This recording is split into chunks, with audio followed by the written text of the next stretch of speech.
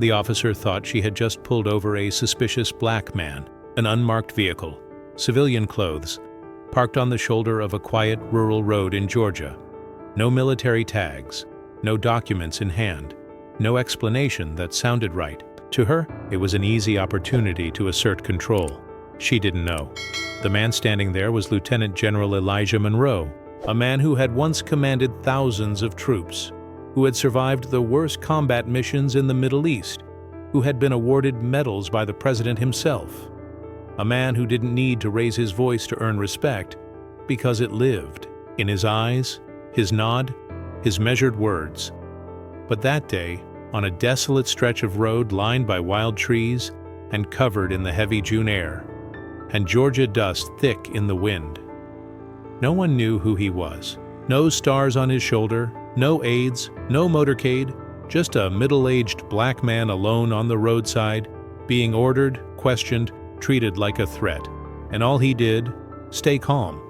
No resistance, no raised voice, just one line. I am Lieutenant General Elijah Monroe, United States Army. But that line wasn't believed, wasn't verified, wasn't respected, because the man who spoke it wore the wrong skin. The confrontation didn't start with a weapon, but with condescension.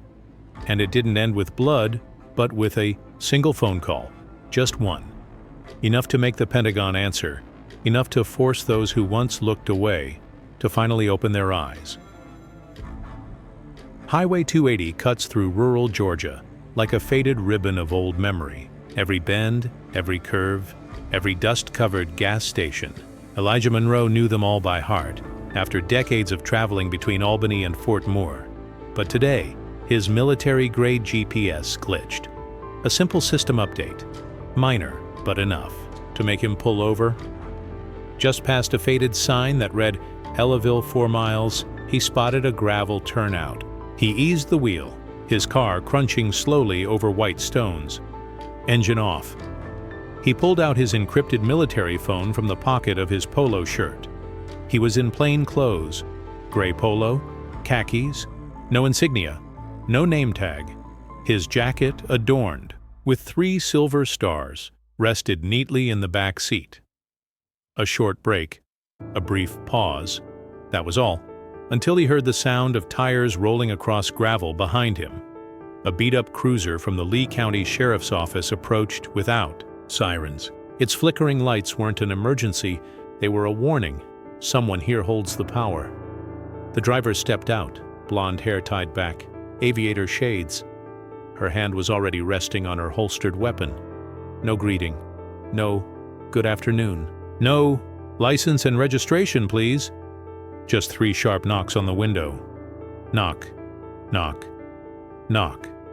Elijah lowered the window halfway. Good afternoon, officer. What are you doing here? She snapped. Checking my GPS, he answered, calmly. She squinted, peering into the car. Where are you headed? He glanced at her nameplate. Wilburn. Just rerouting, he said evenly. She stepped back. Click, unfastened her holster. I'm going to need you to step out of the vehicle. For checking my GPS?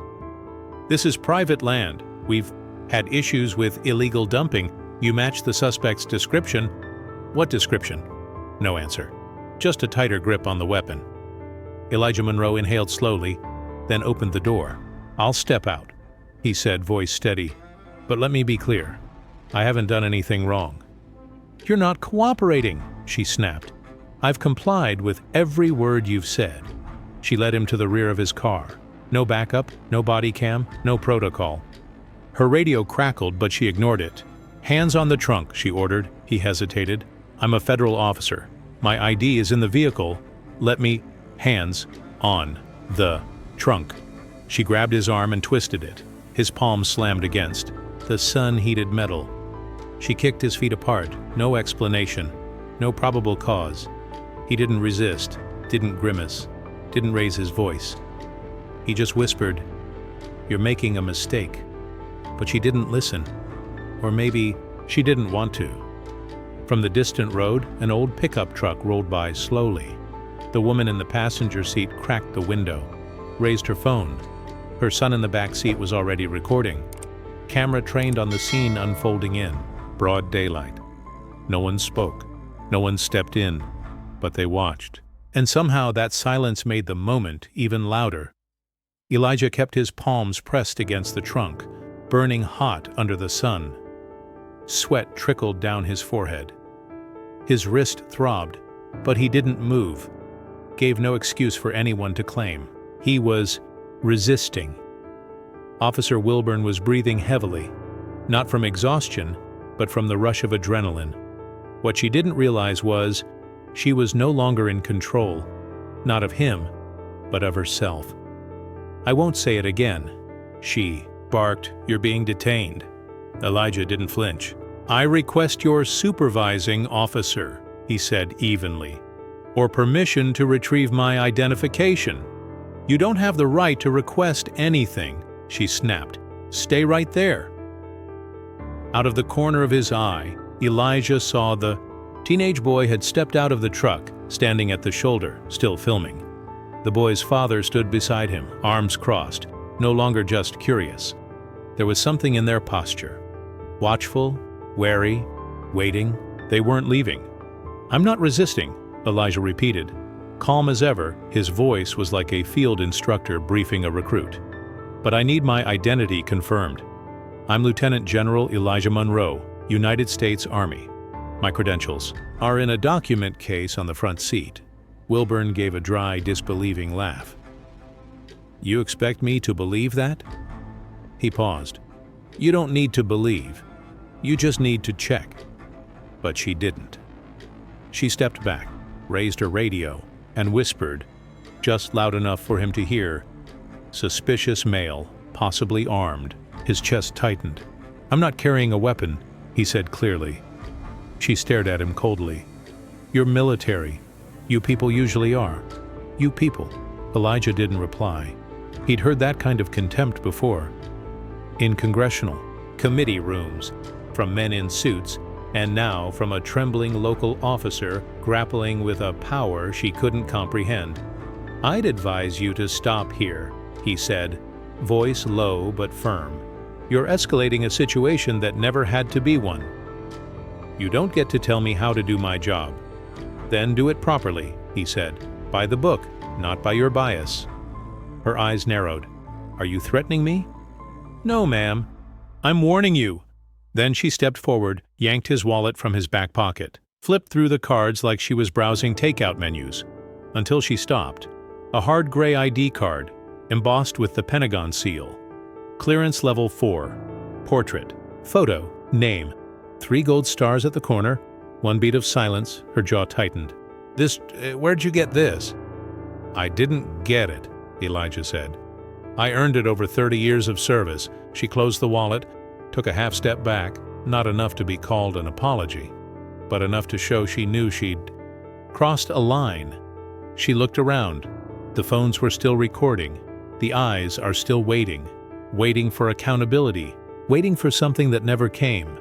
She said nothing, just clung to the last excuse she had left. "Well, you still shouldn't be parked here." Elijah allowed a hint of a smile. "I wasn't parked. I stopped to adjust my GPS."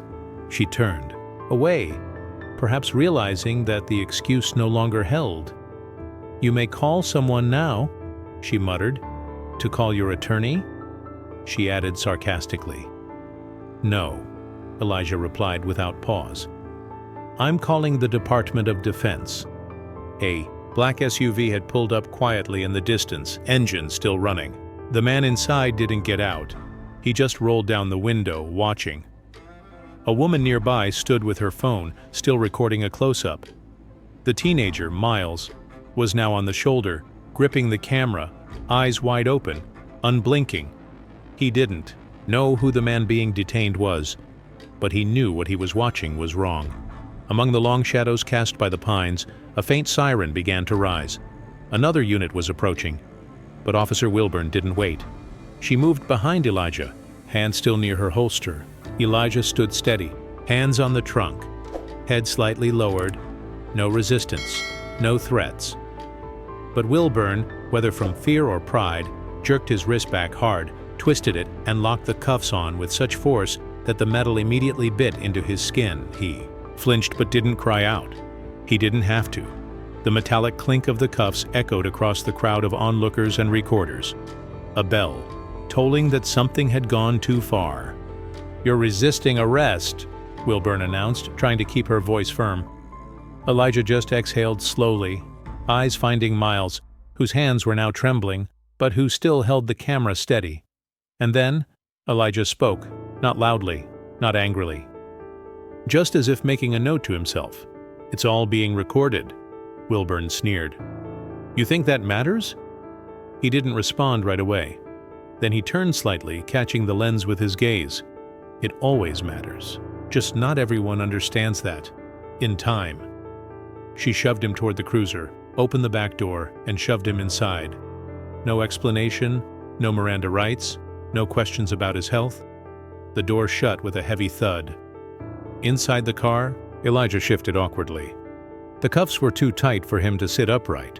He leaned sideways, inhaled deeply. Outside, a voice rang out. Low, firm. "You're going to regret this." It was the man next to Miles. He hadn't stepped past the shoulder of the road, but his voice had crossed every boundary of silence. "Stay out of it, sir," Wilburn barked. "It's my business now," the man said. "From this moment on, it's my business." There were no cheers. No one shouted justice. But the air changed. Wilburn could feel it. She spun around, walked back to her cruiser, fumbled with the radio, as if uncertain whether to report or to hide. Her voice, partially garbled, still came through clearly enough to the recording devices. Male. Unknown. Threat. Possibly armed. Non-compliant. All lies. And all being recorded. Inside the patrol car, Elijah turned his face to the window. Sunlight filtered through pine needles, landing across his jacket on the back seat, the one bearing the stitched seal of the U.S. Army, and 3 golden stars. Miles zoomed in, whispering to his father, "Dad, look, his jacket. It's got insignia. It says he's military." "Zoom in on it," the father said. "I'm on it." A few minutes later, 2 more patrol cars arrived, one from the sheriff's office, the other from the state patrol.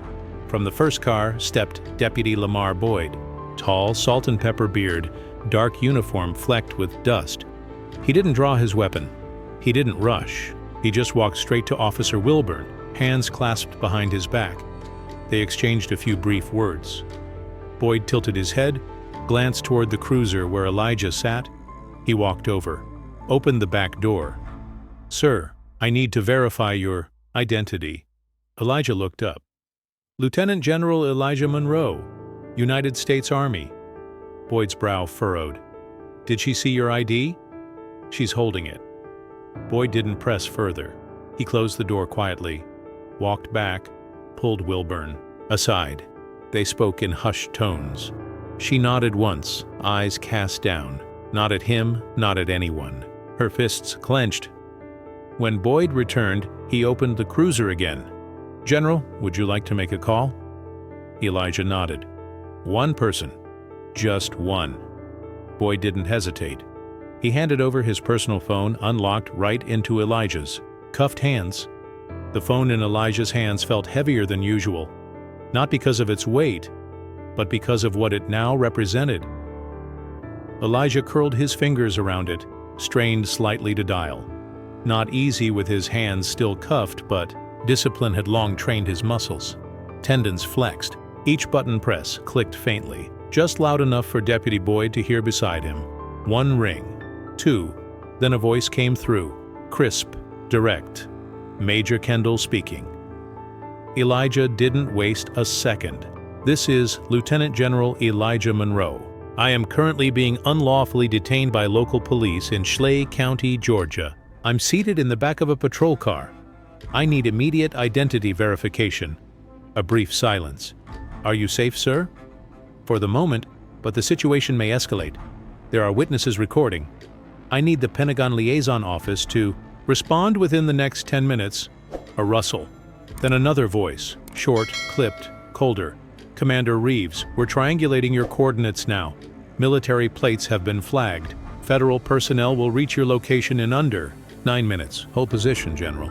Elijah nodded instinctively, though they couldn't see him. Thank you. He ended the call, handed the phone back to Deputy Boyd, still cuffed. Boyd said nothing, no questions. He simply stepped back, pulled out his own phone, and made a quiet call. Yes, sir. As he said, confirmed. I'll secure the scene. Officer Wilburn still stood beside her cruiser, but she no longer controlled the narrative. Her eyes flicked between the surrounding phones, the bystanders, and the man now sitting in the back seat, no longer just a suspicious male, but Lieutenant General Elijah Monroe. She felt it, that subtle shift, like power sliding out of a clenched fist. 3 minutes later, the sound of tires crunching over gravel filled the silence. But these weren't patrol vehicles. There were no sirens, only the low, steady growl of government-issued engines. 3 black SUVs rolled in. No plates. Tinted windows are darker than the regulation. Engines stopped, in perfect sync. Doors opened. No uniformed soldiers stepped out first. Just 2 federal agents, dark suits, discreet earpieces. Then, a final man exited the 3rd SUV, tall, posture razor straight, military dress uniform flawless, with insignia gleaming under the Georgia sun. Colonel Errol Gaines, not a name known to the public, but one that echoed down every Pentagon corridor. A man who didn't need an introduction, at least not among those who should have known better. Gaines said nothing as he walked. He bypassed Wilburn without a glance, past Boyd with a nod, and personally opened the rear door of the patrol car. "Sir," he said, voice like wind slicing through stone, "are you all right?" Elijah nodded, face calm, tone flat, just a bit of bruised dignity. "We'll take it from here." Gaines turned, faced Wilburn directly, who had stiffened into some semblance of command. "Do you know who he is?" he asked, each word sharp. She stammered. He didn't properly identify himself at first. He presented ID. "You took it. You are currently holding the identification of a 3-star general." His voice didn't rise, but every syllable cut through the thick air. No one coughed. No one interrupted. Only the steady, unblinking eyes of recording phones. Wilburn tried again. "I was acting on reasonable suspicion. He was non-compliant. He complied. You overstepped." Gaines glanced at Boyd. His tone is resolute. "There will be an official report to the Department of Justice." Wilburn's face flushed, but not from heat. This time, it was a shame, and the realization that everything was now beyond her control. The sun had already begun to dip when a bronze pickup truck rolled slowly onto the scene. No sirens, no rush, just a long trail of dust drifting behind it, hazy like a question mark curling through the thickening air. It was the truck of Sheriff Roger Nix, the most powerful man in Schley County. Tall, broad-shouldered, with a weathered face, close-cropped silver hair, and a limp on his left leg, a legacy from his days as a Marine officer in Fallujah. He didn't get out right away, just sat there behind the windshield, eyes scanning the tableau like he was reading every brushstroke in an unfinished painting. He saw the 3 black SUVs. He saw the uniforms. He saw the crowd gathered in clumps. And finally, he saw Lieutenant General Elijah Monroe, still standing, still handcuffed, unshaken. Nix opened the door, stepped out, and no one spoke. Even the birds in the trees seemed to fall silent. "Someone want to tell me what the hell is going on here?" He didn't shout, but each word dropped like a nail into stone. Colonel Errol Gaines stepped forward, spine straight, chest squared. His voice was as precise as a recitation of the oath. "Colonel Errol Gaines, Department of Defense. A 3-star U.S. Army officer has been unlawfully detained by one of your deputies." Nix shifted his eyes from Gaines to Monroe, then to Wilburn. She stood stiff, hands by her sides, her gaze still defiant, but dimmer now, because she knew she was losing. "Ground, Tracy," Nix said, voice low but firm. "That's true?" She inhaled, opened her mouth. He didn't comply. He was parked illegally. I had doubts about his identity. Did you run his plates? Nix cut in. No, but he... Did you check his ID? I didn't think it was real. Nix turned away. Didn't yell. Didn't curse. Just let out a sigh. A heavy one. Heavier than any reprimand. Tracy. That man could have had you fired with a single phone call, but he didn't. Wilburn looked away. Her face flushed. Phones continued filming, silently, like mirrors that didn't speak, but never forgot. Nick stepped toward Monroe, extended a hand. General Monroe, I apologize for what's happened on my soil. There aren't words strong enough to make this right.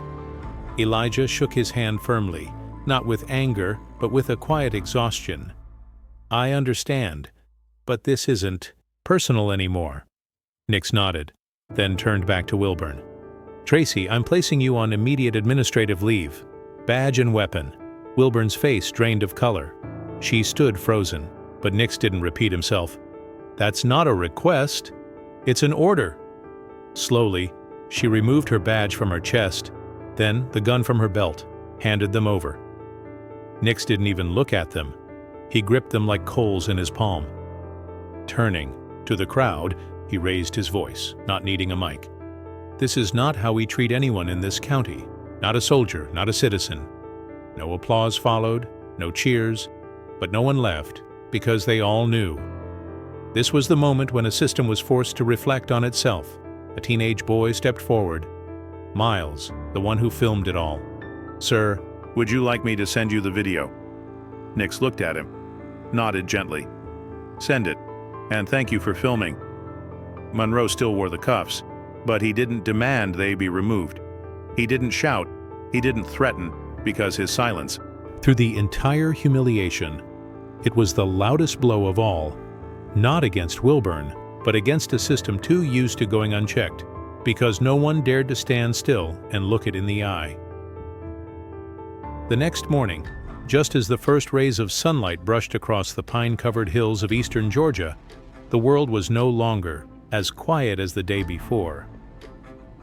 A 2-minute and 47-second video shot on an iPhone by a boy named Miles Reardon had surfaced across every major social media platform. No edits, no background music, just the sound of gravel crunching underfoot, the rustle of wind, and the cold click of handcuffs locking around the wrists of a middle-aged man in a polo shirt, standing still, offering no resistance. The caption was brief. This man stayed calm, but he shouldn't have to. In less than 12 hours, the video hit over 2 million views. A cascade of hashtags exploded like firecrackers, shattering years of silent tolerance. Year General Monroe, year Schley County, year profiled on camera. Rank doesn't protect. Color, no commentary needed. The footage spoke for itself. Local news stations swarmed the scene like bees to sugar. The patch of roadside where it all happened turned into a media war zone with satellite trucks planted like battlefield radars. A few veterans in worn uniforms stood quietly at the edge, holding up a framed photo of Monroe receiving a medal from the president. National outlets took notice. The Washington Post ran the headline, "A general, a deputy, and a phone that didn't blink." CNN led with a breaking report. 3-star general detained by local cop. Was it racism or recklessness? Fox News stayed vague. Brief coverage, no names mentioned. In a small coffee shop in Albany, once a military supply hub, the buzz was non-stop. A retired soldier murmured to his old squad mate, "If they can do that to a 3-star general, what chance does my nephew have?" No one answered. The story quickly outgrew the military. Civil rights groups, legal watchdogs, and black leadership councils all began issuing statements. The Minority Veterans Alliance declared, "We shed blood for this flag, and we still have to prove we belong beneath it." Meanwhile, General Monroe said nothing, no press appearances, no formal statements, only a short email to his staff at Fort Benning. "Don't waste time defending me. use that time preparing the next generation of officers. But that silence didn't weaken the message. In fact, it made it louder. A journalist tweeted, "He didn't fight back, didn't assign blame. He just stood there." And that made it impossible to ignore who truly lost control. Outside the Schley County Sheriff's Office, a small protest began to form. Not large, but large enough to make windows tremble every time they chanted, "Justice for Monroe." Not because he demanded it, but because they saw themselves in him. A black mother brought her daughter. She laid a hand-drawn poster in front of the building. A man in a polo shirt, hands cuffed, eyes steady, calm, unshaken. Below it, a sign read, "I want my daughter to know dignity looks like this." Internal reviews were launched, but everyone knew the real pressure wasn't coming from offices. It came from Miles's unblinking camera, from Monroe's silence, and from a long festering national shame. And through it all, Monroe still refused to answer with anger, because he understood. The louder you yell, the more the system hides. But if you stand firm, stand still, and let it see itself, sometimes that's when change begins. 3 days after the video that shook America went viral, General Monroe made his first public appearance. Not on national television, not at a Pentagon press conference, but in a modest wood-paneled hall of a community church on the outskirts of Columbus, Georgia, during an annual gathering for local veterans. There were no cameras, no journalists, just a few dozen people, some still walking with military posture, others with walkers and silver hair soft as clouds. Among them, a few high school students invited to hear from those who once carried this country on their shoulders. General Monroe stepped onto the plain wooden stage. No uniform, no medals, just a dark suit and a pair of steady eyes. He didn't bring a speech. He didn't look at the notes. He didn't need to. I've stood under mortar fire in Fallujah. I've worn body armor in besieged bases in Kandahar. But I've never felt so small as I did standing on that Georgia roadside 3 days ago. The room grew heavier. Not a cough, not a rustle. People asked me, "Why didn't you get angry?" And I told them, because I wasn't allowed to. Not because I was afraid, but because I knew, if I got angry, I'd lose something more important than justice, the trust of those coming after me. He paused, drew in a long breath. I've lived long enough to know this.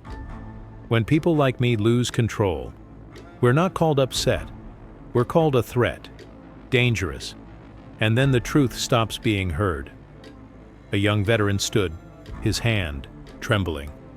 "Do you regret not fighting back, sir?" Monroe looked straight at him. Yes, in the first few seconds, I wanted to reclaim the dignity I knew I'd earned. But then I remembered, I'm not just Carlton Monroe. I'm the image that so many young black men hoped to see. Someone who could hold on to his dignity, even when others try to rip it away. Girl sitting in the front row began to cry. Monroe stepped down, not as a hero, but as a man who understood the weight of what he carried. He didn't come to be celebrated. He came so those young people would know they weren't alone. At the end, a young boy walked up. No words, just holding out an old phone playing the clip he had posted online. "I didn't know who you were back then, but I knew you didn't do anything wrong." Monroe smiled, resting a hand on the boy's shoulder. "And that's why I didn't have to shout. Because people like you, we were watching." 1 week after General Monroe's quiet but unforgettable speech at that small church in Columbus, no one could pretend it didn't happen. The video Miles filmed kept spreading, not just in the US, but across the globe, now translated into multiple languages. People weren't watching to see a confrontation. They were watching to see a man being humiliated and still standing tall. Because in an era where everyone is shouting, one man stayed silent and still made the world listen. Journalists dug into Wilburn's disciplinary record. 3 official complaints in 2 years, 2 involving black drivers. one involving a single mother ticketed for non-cooperative attitude. All dismissed, all quietly filed away in a drawer no one wanted to open, until now. The Schley County Sheriff's Office held a press conference, a long rehearsed statement filled with bureaucratic language. We are reviewing procedural guidelines. We are reevaluating training policies. We are listening to the community. But the community didn't need a statement. They saw everything in the clip. They saw Wilburn's eyes when she realized she was wrong, and still didn't back down. They saw Monroe's straight back, even with cuffs on his wrists. After days of silence, Sheriff Roger Nix finally took action. His voice was low, but it didn't need volume. Deputy Tracy Wilburn has been suspended. Following the internal investigation, we confirm she abused her authority, disregarded protocol, and severely damaged this department's integrity. She is terminated, effective immediately. No applause. Just a pause. And that was enough. A week later at the local high school, a civics class turned into an open forum. The teacher asked, if there had been no rank, no cameras, would he have been released? The answer came from a white student in the back row. No. But because he stayed calm, they had no excuse to look away. At Fort Benning, Monroe gave no speech, no interviews, no social media posts, but he appeared in full uniform, medals perfectly aligned, at the swearing-in of 200 new recruits. No one mentioned the incident, but everyone knew, because a general doesn't need to speak to be heard. As for Wilburn, she vanished from the news, no longer in law enforcement, no longer behind a badge or a gun, just a name in a disciplinary report, a symbol of power used the wrong way, by the wrong person, for the wrong reasons. Miles, the boy behind the video, started a YouTube channel. His first video was titled, "I didn't know who he was, but I knew what happened was wrong." 1 million views in 5 days, and one last thing. 3 weeks later, the governor of Georgia signed an executive order. It required all county-level law enforcement officers to complete mandatory training on implicit bias and nonviolent conflict resolution. It was a small line in the 6 o'clock news, no applause, but Monroe noticed. It was real change, even if it was small. At a closed-door Q&A at West Point, a cadet asked, "Sir, do you ever feel like you should have made more noise? You know, to wake the country up?" Monroe smiled, then said, "You don't need to shout. If you're standing strong enough, the truth has a way of speaking when it's captured by those brave enough to look it in the eye. Doi jai la bandich tieng an hoan chin, juoch gyu jung tin dan chin luok silent strength versus abusive power. Jong thoi tun hien vakam. Trukin in hu loi kyu goi koi phim hoa koi mot video YouTube. If you believe that justice doesn't always need to be shouted, just held on to with quiet resolve, if you believe that silence, when chosen wisely, can be louder than any scream, then share this story. Record something when you see it's wrong, and teach your children that when truth is insulted, choosing not to strike back is a kind of victory. You don't need to raise a fist to make change. Sometimes you just need not to walk away. If you've ever believed that only the powerful can demand justice, think again, because in this story, justice didn't come from a breaking headline, not from a loud protest, but from a man who stayed calm while being disrespected, a boy who had the courage to hit record, and a community that chose not to stay silent. We can't control how others look at us, but we can control how we respond when they look at us wrong. And sometimes, that response, if it's calm enough, dignified enough, unshakable enough, it will make an entire system look back at itself. If this story made you think, if it made you feel like something needs to change, then pass it on. Send it to someone who is still unsure. Send it to someone growing up who needs to know. There are ways to resist without destroying, and still make the whole world listen. Because sometimes, the strongest image isn't someone shouting. It's someone standing still in handcuffs, head held high,